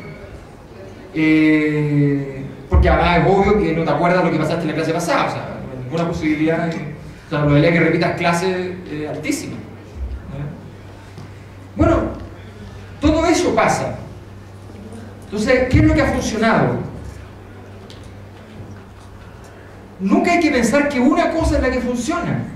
Eso es muy típico en Chile. Estamos acostumbrados a pensar de que este es la nueva estrategia y con esto vamos a ganar. Eso es típico porque somos un país monoproductor. Entonces juramos que la producción es siempre una. O sea, la producción se llama cobre. Y nosotros mismos como movimiento decíamos, y entonces esto lo financia el cobre. En realidad no importa si lo financian, lo financian los impuestos. No nos damos problemas huevones. No podemos estar pensando todo el día que lo financia el cobre. No, no es lo mismo que lo financia. La plata está, ya, listo. Hoy día no estamos gastando 12.000 millones de dólares en educación y tenemos lo que tenemos, una cuestión insólita. O sea, es de verdad, si hablamos de eficiencia, es una locura esto. O sea, 12.000 millones de dólares y además la gente paga. ¿No? Y paga, o sea, y tú decís, ya, pero ¿qué es esto? ¿No?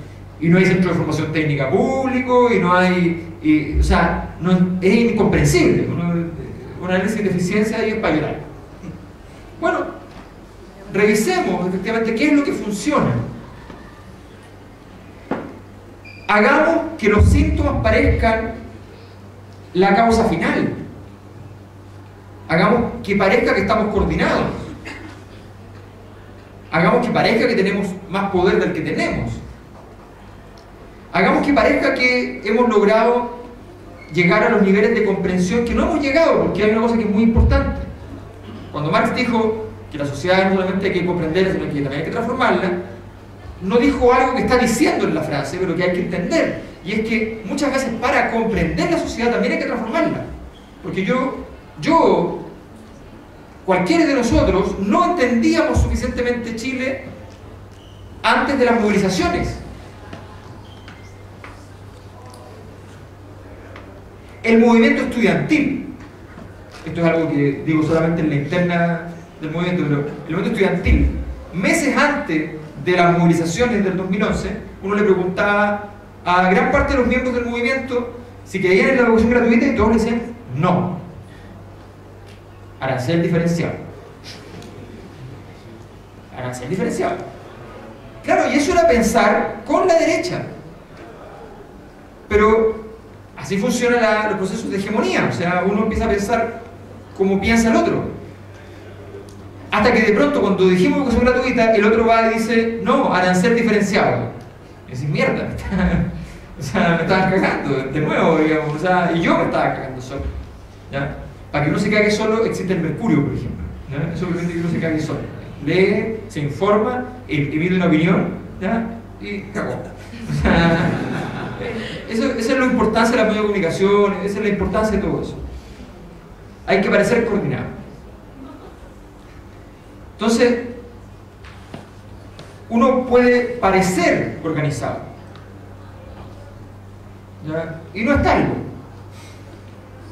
Entonces, yo por ejemplo, cuando ya tenía más o menos abiertas las puertas de ciertos medios de comunicación, sobre todo radio, que es el mundo donde yo más me muevo en general, digamos. Entonces tenía muy abierto durante el 2011 la posibilidad de la Bio-Bio. Y la Bio-Bio es bastante importante en términos de influencia, entonces me resultaba bastante cómodo. Entonces, ¿qué es lo que hacía yo? Yo, cuando había marcha en la mañana, yo llamaba al día antes a la productora del programa y le decía al matinal, y le decía, oye, ¿puedo ir mañana? Porque no hay marcha y qué sé yo. Y me gestionaba la entrevista, que es una cosa muy indigna, pero no importa. ¿Ya? Me gestionaba la entrevista para ir al día siguiente durante la marcha. ¿Por qué? Porque es muy distinto que un académico de la Universidad de Chile diga en la mañana que es súper normal que probablemente la marcha termine en violencia, porque cuando está cambiando la sociedad siempre hay momentos de violencia, ¿ya? Y es parte de las movilizaciones. Es muy distinto a que diga, oh, qué terrible esta cosa. Entonces uno puede, cuando hay un tipo que además por la radio uno no lo ve, porque no sabe qué edad tiene uno se imagina que puede tener 50 años, caballero, y qué sé yo, ¿ya? Y que efectivamente es una persona que usa terno y corbata y es respetable, y es profesor de la Universidad de Chile. Entonces, al tipo de contrabando le pasas un tema que es interesante para que efectivamente piense que de otra manera, diga, pero ¿sabes qué? En realidad no voy a mirar la violencia igual, ¿ya? Y claro, eso no cambia a mucha gente. Pero hay 4, 5, 10, 20, 30, 40 que van a ir a comentar después y van a decir, no, pero sabes que no es para tanto. Porque una cosa es que tengamos a las personas en silencio y estén con nosotros. Y otra cosa es que estén hablando a favor nuestro. Y eso también es importante. Y eso es algo que se logró en el movimiento. Durante los primeros meses del movimiento se invirtió mucho en aquello sin mucha conciencia. Yo hice el siguiente cálculo. Nos pusimos a buscar con mi equipo de investigación la cantidad de eventos que se hacían, eventos como este, foro, conferencias, debates, ¿ya? Durante mayo y junio, ¿ya? Al principio del movimiento del 2011. La cantidad de horas entonces que se produjeron, horas de producción de ese debate, dentro del mundo universitario, solo ahí. Y llegamos al cálculo de que más o menos se produjeron en 2 meses algo así como 300.000 horas hombre. No hay ningún partido político que pueda hacer eso. Ningún partido puede producir 300.000 horas hombre de nada, ni 5.000, ni 1.000. Y esas horas hombre de conversación se transformaron en convicciones, se transformaron en datos, en PowerPoints que circulaban por redes sociales. Y eso significó que yo llegaba a la casa y le decía a mi papá, estoy en paro. Mi papá me decía, eres un concha de su madre, me estamos pagando la cuestión. Y yo lo agarraba de la manita y lo llevaba al computador, le mostraba un PowerPoint con gráfico, ¿ya? Y le decía, mira, aquí lo que pasa es esto, esto, esto, y daba vuelta a la casa. Y lo que pasó entre mayo y junio es que tuviste vuelta a la casa. Y lo que pasó en julio fue que la casa, no los estudiantes ya, la casa tomó la opinión pública. Como no, la vocación del estudiantado, del movimiento estudiantil, no era una vocación de conquista del espacio público pura y dura, ¿ya? Eso se produjo desde la casa. Y yo se los cuento porque a mí me llama un día un periodista de Canal 13, y a mí nunca me había llamado a Canal 13, y me dice, oye, necesitamos entrevistarte. Entonces yo le digo, oye, buena onda, pero ¿por qué? No, por la cuestión de los movimientos. Ya, pero no sé que es por eso, pero ¿por qué? A ver, mira, me dice, la verdad es que no podemos salir a la calle. ¿Cómo se? Claro, porque salimos a la calle a grabar con la cámara del canal, el loguito, y nos escupen las viejas. ¿Ya? O sea, el sujeto histórico, la señora Juanita, digamos, ¿ya? En ese momento está en plan escupitajo. Bueno, esa señora, además yo lo vi porque él llega, empieza a hacer la entrevista. Entonces yo le digo, ya, pues estemos en el centro y vamos a la Casa Central de la Chile. Lo llevé a ver la corrida alrededor de la moneda, lo llevé a, como la otra parte, ¿ya? Entonces a los cabros repintando Andrés Bello, que estaba rayado, entonces lo estaban repintando. Entonces empieza a grabar toda la cuestión y llega una señora y lo empieza a insultar. Y él le dice, no, venga señora, si no voy a prender la cámara y usted insúlteme al aire. ¿Ya? Y graba la cuestión y lo hizo aparecer en la nota. ¿Ya? Porque lo que estaba en déficit ahí era la legitimidad. Fíjense lo siguiente, ¿qué fue lo que más cayó? Lo que más cayó durante la crisis institucional que deriva del 2011 es la televisión. La credibilidad de la televisión se fue al suelo, hasta el día de hoy, no se ha recuperado. Entonces, hay una conquista que fue desde la casa, y esa fue una conquista. Pero otra conquista fue la fuerza. Las marchas, las tomas, sí sirven. Lo que pasa es que no es lo único que sirve. Uno no se puede enamorar de la toma. Cuando uno ve que la toma es una mesa de ping-pong y 4 personas, la toma debería haber terminado. Así de simple. Cuando uno se enamora de la toma y le duele terminar con la toma, entonces el enemigo te dice, ya no tenéis toma. Y a ti más te duele. Cuando tú vas y dices, en un solo movimiento, imagínense lo distinto que es. Lo siguiente. Lunes en la mañana, imaginemos en ese tiempo a Gispeter, ministro del Interior, en su casa, 6 de la mañana, teléfono. Señor ministro, hay tomas en colegio. Tomas en colegio, ya. ¿Cuánto? 4. 4, ya, vayan a los pagos y saquen. Listo. Distinto es, señor ministro, tomas en colegio. ¿Cuánto? Estamos contando. ¿Cuánto? 250. Ya. A las 7:30 de mi oficina. Ya. Imagínense eso mismo al día siguiente, cuando de pronto lo llaman, señor ministro, para estar convencidos de que sabemos en qué momento yo puedo postergar, ¿ya?, una visión ética por una cuestión estratégica, y en qué momento al contrario tengo que reivindicar mi visión ética para no perder por culpa de una visión estratégica, ¿ya?, lo más importante que tengo. Todo eso se consigue trabajando y pensando.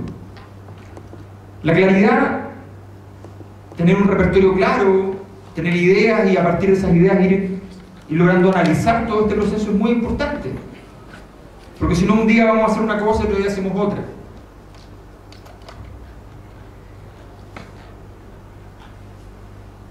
Yo he manejado muchas veces centros de investigación inexistentes. De hecho, casi todos mis centros de investigación son inexistentes. ¿Ya?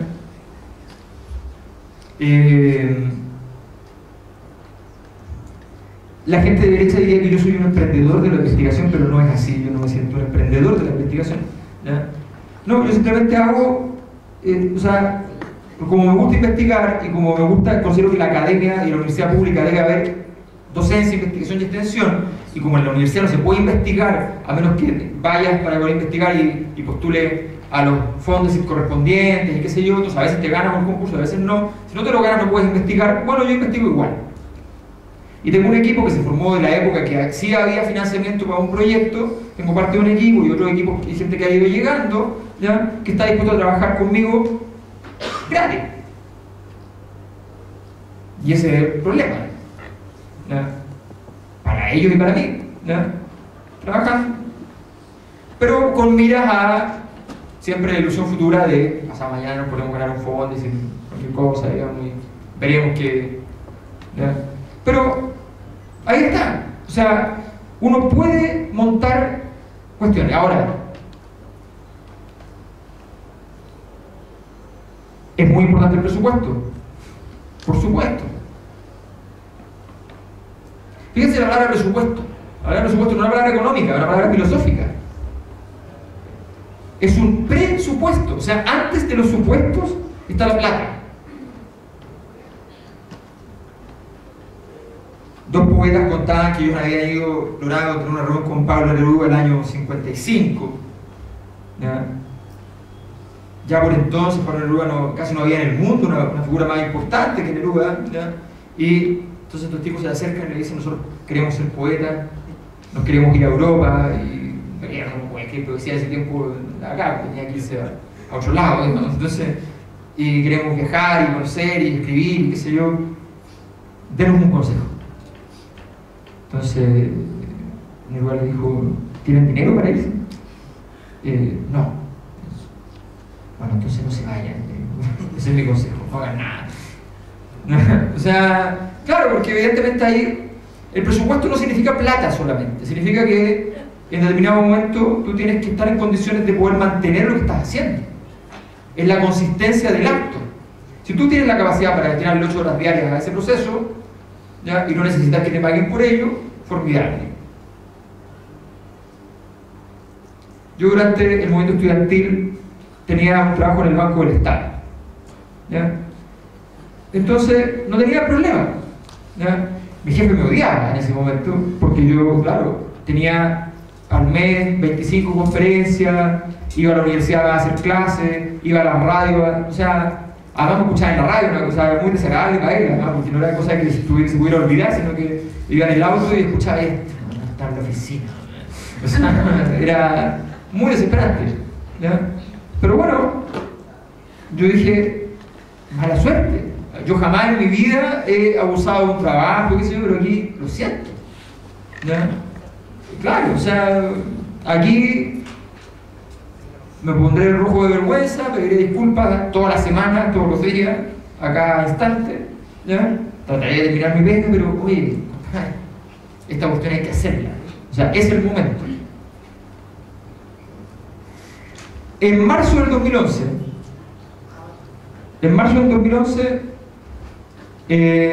mi equipo de investigación saca un informe que se llamaba Educación, Malestar y Desigualdad.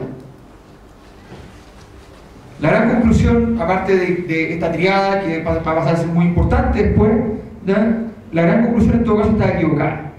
Ante la pregunta que me hicieron, bueno, entonces esto va a significar un estallido social, los datos nos indicaban que no. ¿Ya? A mí me habría encantado pensar que iba a ocurrir algo, pero todo parecía indicar que ese año 2011 iba a ser el año de la consolidación del modelo educativo chileno y no el año donde el péndulo vuelve a irse para el otro lado. Eso es lo que parece. Todo parecía imposible. Justamente en el banco un economista llega y me dice: oye, yo trabajé en la comisión ingresa, que es la cuestión del decreto del Estado. Y me dice: oye, y esa cuestión es bien complicada, ¿te puedo explicarla? Me la trató de explicar un par de veces, lo que son súper fome, entonces yo estaba así. 5 veces le dije: ¿sabes qué? No me importa. pero ¿cómo no te importa? Pero si no entiendo nada de lo que me estás hablando, esta cuestión es un absurdo. Bueno, y un día llegué y me tiré un papel encima de la mesa, así, ya como... Y miro el papel y digo, este papel no tiene sentido. Pero si es justo lo que te quiero decir, me dice. ¿Y qué papel? ¿De dónde este papel? De la ley de presupuesto, me dice. Bueno, el papel no tenía sentido porque el crédito comunal del Estado el año 2009 había costado más caro que regalarle la educación a todos esos estudiantes. Solo pagar lo que los estudiantes no habían pagado con los intereses y los bonos para los bancos, porque había unos bonos aparte de los intereses, ¿ya? Salía más caro que haberle regalado la educación a esos estudiantes.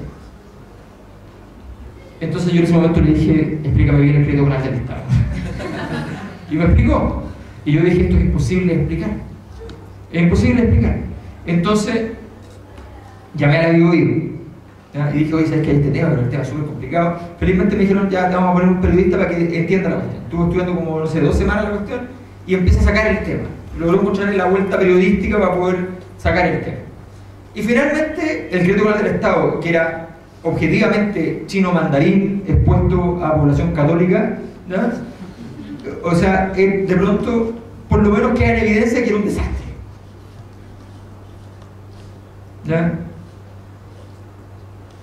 Ese mismo año, en marzo, hablábamos con el profesor Rodrigo Baño, querido amigo también de don Pablo, fue vicepresidente del Senado de la universidad, senador universitario todavía, y el profesor Rodrigo Baño,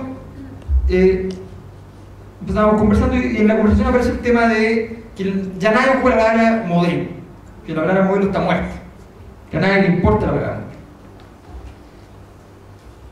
Y yo dije, hagamos algo con el modelo, pero estábamos tomando café, entonces hagamos algo, así como, podría ser cualquier cosa, ¿no? ¿Ya? Entonces, al final no pasó mucho. Pero cuando me invitan al ENADE, en mayo, me invitan al ENADE, todavía el movimiento estaba partiendo, ¿sí? En mayo me invitan al ENADE, yo digo, este es el momento.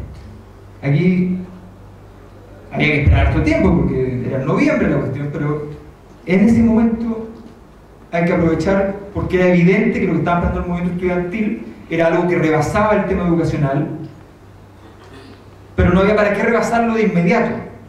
Uno de los grandes errores que uno comete, y esto es muy importante, uno comete normalmente el error de ir a lo importante y de no hacer el camino hacia lo importante. El movimiento estudiantil en eso, por las razones que sean, no sé si fue táctico o no, pero ocurrió que hizo el camino.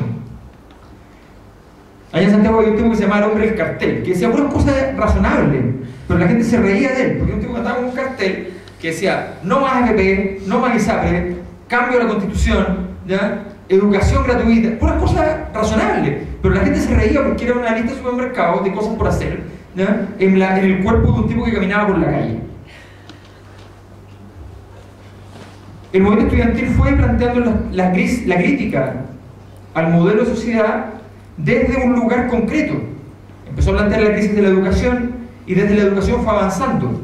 Y llegó al tema del presupuesto nacional, a la reforma tributaria, y seguía avanzando. Y si no se hubiese interrumpido ese ciclo, fundamentalmente por el accidente de Juan Fernández, que es lo que interrumpe en términos de opinión pública el ciclo, ¿ya? Si no se interrumpió ese ciclo, habría ocurrido algo que era lo que era obvio que iba a acontecer, y era que en un momento determinado alguien de la derecha iba a cometer el error, porque en la política existen menos los aciertos que los errores, ¿ya?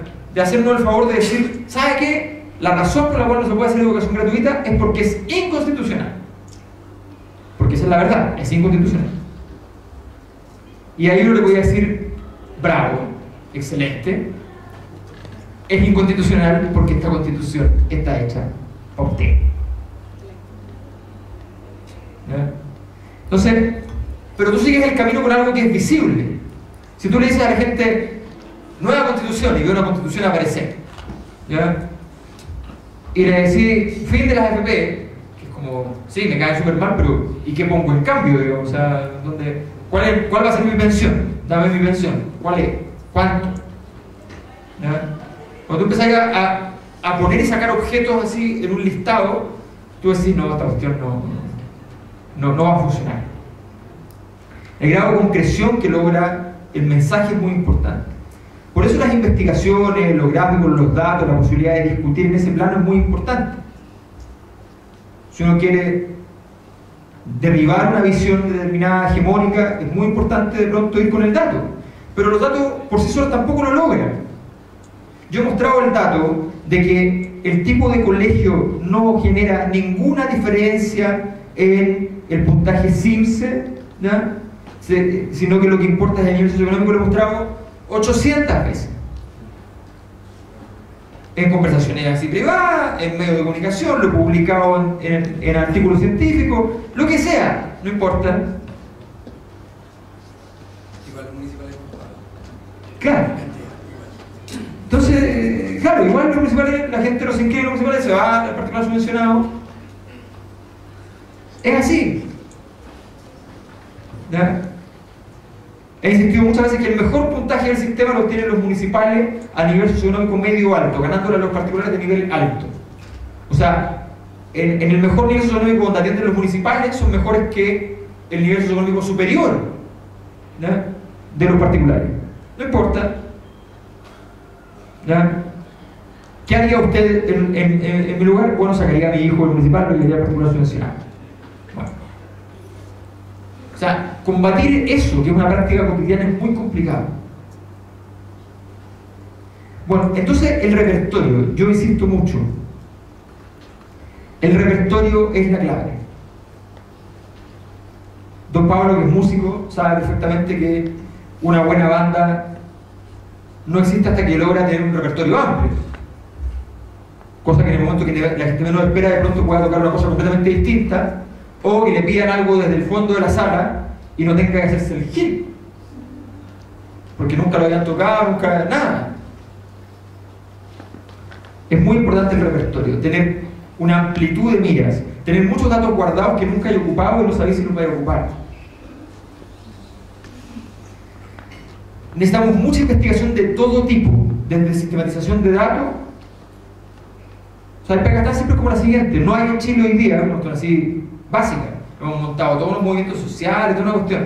No hay en Chile ningún centro de investigación que entregue un informe mensual de todos los movimientos sociales activos que han hecho actividades durante esos 30 días. Pero escondidos. Claro, pero son escondidos, pero no tienen la masividad para que efectivamente eso funcione y opere en términos de que tomes agenda pública, en términos de que los otros investigadores lo conozcan, en términos de que se puedan investigar los procesos que están subyaciendo. Entonces, sabemos que el movimiento estudiantil heredó un poco la energía que produjo Hidroicén, pero no sabemos de dónde vino la energía de Hidroicén. Entonces, hay que revisar, digamos, hay que investigar mucho. Hay muchas preguntas que no tenemos, no hay respuestas todavía. Y para terminar, una cosa muy importante: el conocimiento es también a veces un punto de anudación político. Es decir, ¿qué es un punto de anudación? El lugar donde uno ha llegado y ha consolidado una posición determinada, y para que te hagan retroceder de aquello, lo otro tiene que gastar conflictivamente mucha energía, mucho capital. Cuando tú estableciste que el 90% de los chilenos quería educación gratuita, ahí hay un punto de anudación. ¿Cómo diablos retrocedes de eso?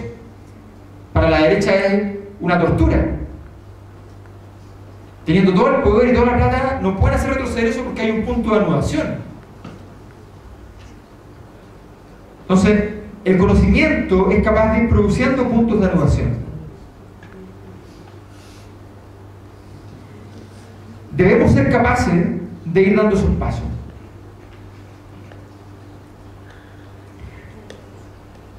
Cuando yo estaba haciendo el proceso, yo con mi equipo nos juntábamos todas las noches a investigar, al mismo tiempo que participábamos en el movimiento, nos juntábamos a investigar qué es lo que estaba pasando con el movimiento.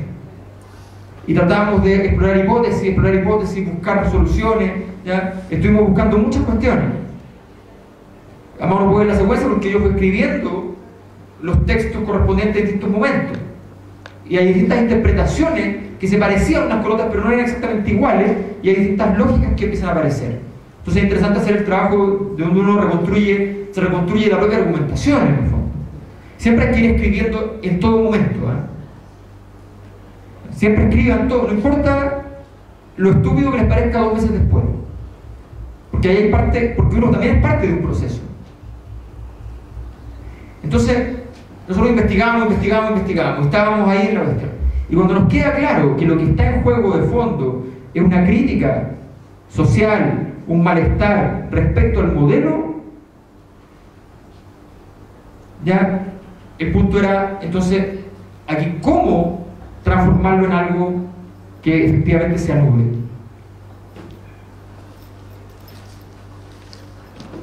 ¿Cómo lograrlo? Y entonces, ¿a quién le ibas a hablar y cómo? ¿En qué momento? Esa es otra decisión. Esa es la decisión donde tú vas a decidir cómo vas a anular ese proceso. ¿Cómo le vas a dar un contenido político y cómo lo vas a hacer eficaz? Yo estoy un poco... Yo vengo de la generación donde y sobre todo la generación anterior a la mía, los que tienen 40, 44, 45, es la generación testimonial de la izquierda. ¿Ya? Yo me peleaba con mis amigos hasta que ellos de repente terminaban ya mal, así casi llorando, y me decían, ya, pero no me destruyas lo único que tengo. O sea, si mi testimonio es lo que me queda.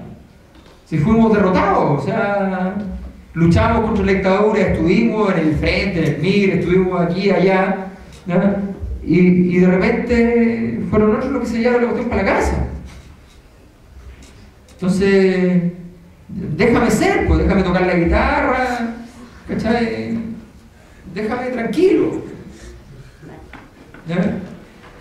Entonces, imaginar que todavía vale la pena las armas de cabezal bajo, ¿ya? O sea, esa es la generación. Entonces, claro, pero eso no puede transformarse en una cultura testimonial. A mí me preocupa mucho que tengamos miedo a ganar.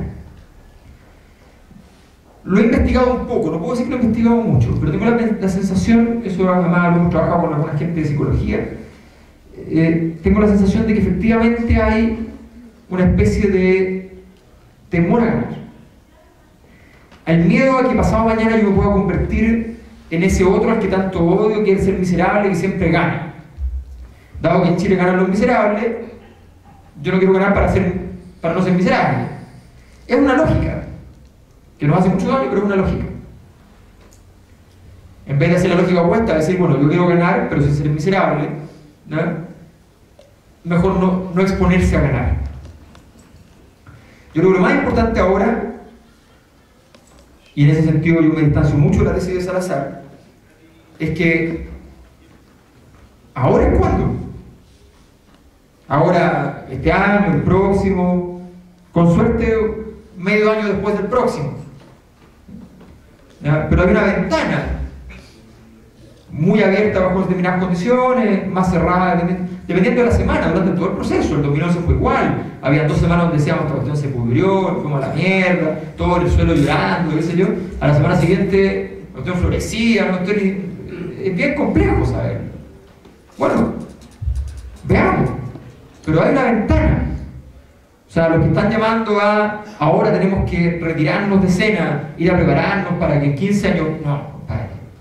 O sea, las ventanas históricas, cada vez que alguien en política, cualquiera, de derecha, de izquierda, ha dicho, me voy a retirar un tiempo para poder después volver más fuerte, vuelve y no hay nada. La derecha en Venezuela, de hecho, sin ir más lejos. La derecha en Venezuela, cuando aparece Chávez, dice, no, va a presentar en las elecciones porque esta cuestión... Estaban súper desarticulados, la corrupción campeando, nadie tenía ganas de aparecer como el candidato de la derecha. Bueno, ahí está, pues. O sea, no tienen ni una posibilidad por ninguna circunstancia. El candidato al que enfrentan hoy día, hasta el momento único que ha mostrado es que sabe llorar y van a perder por 15 puntos igual. O sea, no existe. Y el pobre jovencito de la película lo está haciendo porque es jovencito, porque sabe que a los 80 años quizás pueda llegar a algo, ¿no? O sea, entonces, ese es el tema.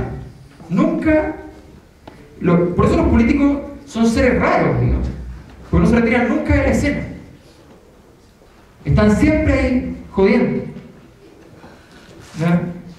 Hay que tener mucha energía, muchas ganas, mucha fuerza, ¿ya? A veces tiene que ver con la ambición y por tanto la ambición es funcional, a veces no es la ambición, a veces puede ser la convicción, pero cualquier cosa que le dé constancia.